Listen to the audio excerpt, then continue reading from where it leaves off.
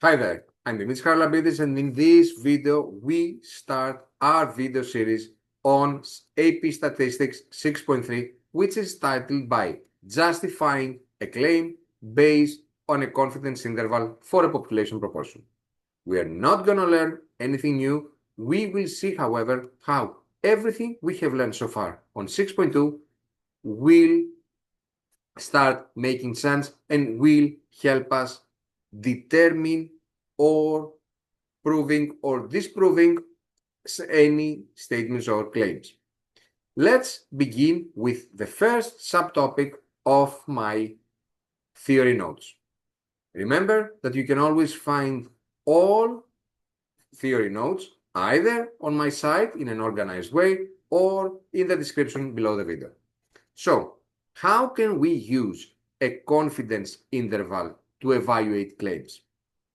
Well, we can say that knowing a confidence interval allows me to determine which claim about the population can be supported and which cannot. Once we have the confidence interval, I can simply check the following. If a claim value is inside the confidence interval, then this claim is supported. However, if a claimed value is outside that confidence interval that I just found, then I cannot support this claim. Let's see some examples that will help us understand that deeper. Example number 1. A poll finds that 52% support for candidate Reyes with a 95 confidence level. 95% confidence level, that is. The margin of error in this case was estimated to be equal to 0.04. These two information combined create the confidence interval of 0.52 minus 0.04. So because we know that every single confidence interval is always of this form, and since the sample proportion was 52%, that's the same as 0.52. And since the margin of error is 0.04, then the confidence interval in that specific example was 0.52 minus 0.04 or 0.52 plus 0.04, not or, up to, which means 0.48 up to 0.56. Assuming that in order for someone to win, as always, more than 50% of the votes should be collected, can we conclude, based on this confidence interval, that candidate Reyes will win? Let's see the things. Let's see the known values we have. We expect that with a 95% confidence level, the true population proportion, meaning the true population support, meaning the true support on candidate Reyes from the entire population, should be between 0.48 up to 0.56. As percentages, this means that we expect that candidate Reyes will take the support of 48% of the entire population up to 56% of the entire population.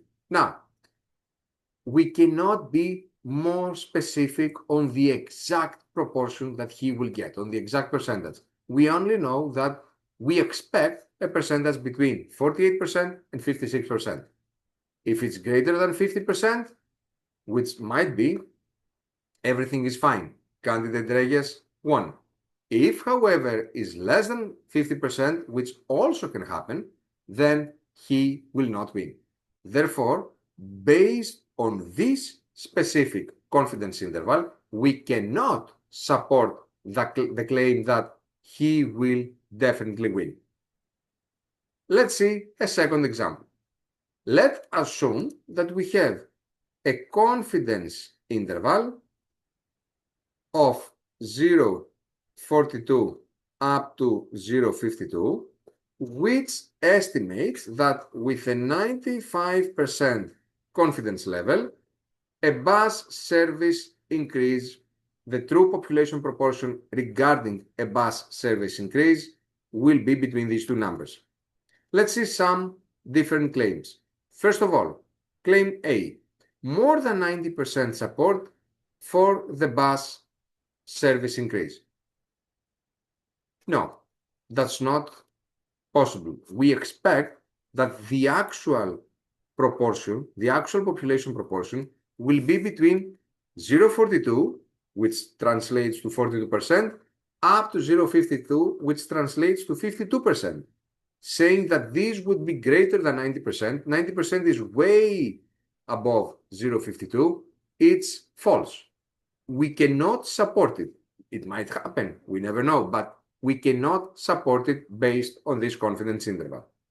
Claim B, more than 60% support the bus service increase.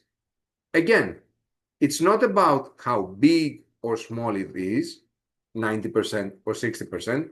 It's about that claimed number, 60%, is bigger than the upper bound of my confidence level. I can just support that the true percentage from the population might be between 42% and 52%. Nothing greater, nothing less than that. So once again, claim B is wrong. Claim C, I just said that, no. Claim C says that more than 40% might support the bus service increase. That is right, because from the confidence interval, we saw that we expect that from 42% up to 52%, the true population support will be there. So when someone says that it would be more than 40%, then yes, whether it's going to be 42 or 43 or 44 or up to 52, it's definitely greater than 40%. So this claim is supported.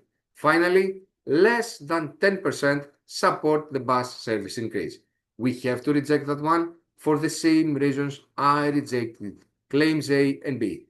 Any value outside this confidence interval cannot be supported.